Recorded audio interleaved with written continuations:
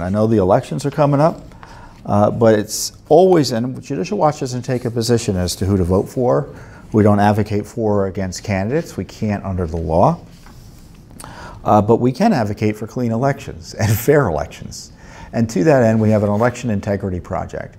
Among its core activities is using federal law that requires states to clean up the election rolls to require states to clean up election rolls, and allows for private rights of action. So a group like Judicial Watch can represent itself or clients and go into states that have dirty election rolls and sue.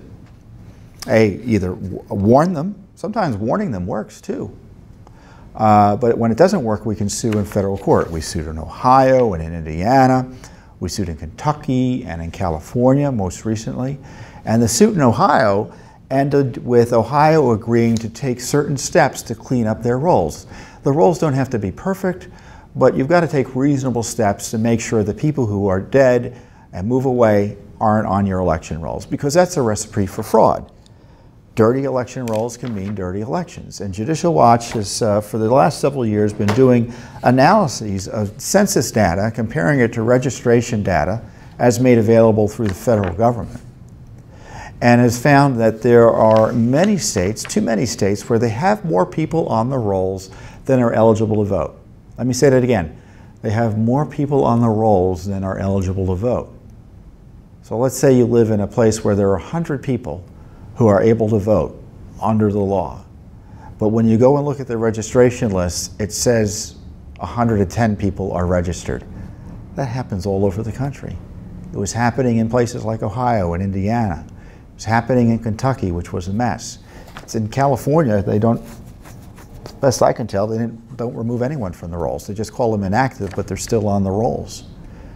And that's a recipe for fraud, because if you know that people aren't there to vote, but you have their names and addresses and such, it's easier to vote illegally in their names. So that's the concern. And so Judicial Watch sued Ohio, and as I said, it resulted in a settlement or in an agreement. It ended as a result of this agreement that Ohio would at least send out one additional mailing to make sure that people were around. Now, the law doesn't let you just say, oh, hey, if you don't send the mailing back, we take you off the rolls. It means they send the mailing out. They haven't heard from you in 2 years in terms of voting. Plus, you can't not have voted in 2 election cycles, federal general election cycles. So anywhere it takes anywhere from 4 to 6 years for you to be removed from the rolls. That seems fair, right? Well, the left doesn't want any of that, because I'm convinced the left wants dirty election rolls so they're able to steal elections if necessary. Otherwise, why would they oppose us? But they do oppose us. So they hated that Ohio agreement.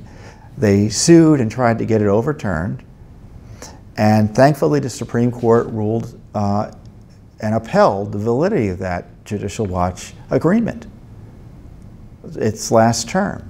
But that's not enough. So they went back to the lower court just recently, and they tried to get the lower court to basically, again, overturn the Supreme Court opinion and turn back on, or put back on the rolls, 1.5 million potentially ineligible voters. And these are people who, based on how far back we were going in terms of the calendar, people who have not voted or otherwise communicated with the state about their that they were still there for over a dozen years. But obviously would have included dead people, people who moved to other states. And they were being told that this left-wing group, it was a front for the AFL-CIO, wanted the court to reinstate all of these names. Now, Judicial Watch, because of our interest that I've told you about, filed what is called an amicus curiae brief with the court. It's a friend of court brief. And the court cited it in agreeing that that would be wrong in terms of allowing all these names to be put back on the rolls. As Judicial Watch said, that the radical step to put these names back on the rolls would harm the public interest, given that so many of the reinstated registrations would be legally invalid because they are associated with voters who are living in other states or are deceased, as I said. And thankfully, the court warned on October 10th, this ruling came down, that the latest court challenge could potentially be viewed as an end run around the Supreme Court's decision. So we're really gratified that this district court judge, a federal court judge, turned aside another leftist attempt to dirty up the voter rolls and to undermine clean elections. So that attempt to put all these individuals who have been lawfully removed from the registration rolls, and a good portion of which should not be on the registration rolls, has been turned aside by a federal court. In large measure, thanks to Judicial Watch. So these are the sorts of battles that have to be fought every day. There's no one watching the store on clean elections, relatively speaking. The Justice Department is starting to come to life again. Under the Justice Department previously, the Obama administration, even during the Bush administration, they didn't want to do any of this because the Justice Department is controlled by the left. Even sometimes when Republicans run it, it's controlled by the left. And so the Obama administration never took any steps to require states to take reasonable steps to clean up the rolls, despite the fact that Judicial Watch, the most recent Judicial Watch study in 2017, and it was largely the same in prior studies, showed that 3.5 million extra names are on the voting rolls across the country. 3.5 million extra names are on the voting rolls across the country. Those are people who are on the rolls who shouldn't be there in various states across the country. As I said, the Justice Department is starting to come back to life. In Kentucky, they joined our lawsuit in Kentucky, and it resulted in a consent decree in Kentucky where I think Kentucky, certain counties in Kentucky, if I recall correctly, had 114% of the voting age population on the voting rolls, or eligible population on the voting rolls. And thankfully, the Justice Department agreed with our concerns. They came in, and the state of Kentucky agreed to a consent decree that required them to take reasonable steps to clean up the rolls. So that's good news. So we had good news in Ohio. Ohio is an important state, and now they're going to have cleaner elections because of litigation that Judicial Watch has been pursuing for upwards now of 6 years. And as I said, we won initially. We ended the lawsuit thanks to an agreement. But the left came in and tried to undo it. It ended up in the Supreme Court. Even after we won the Supreme Court earlier this year, the left went back again for another shot to try to take it out.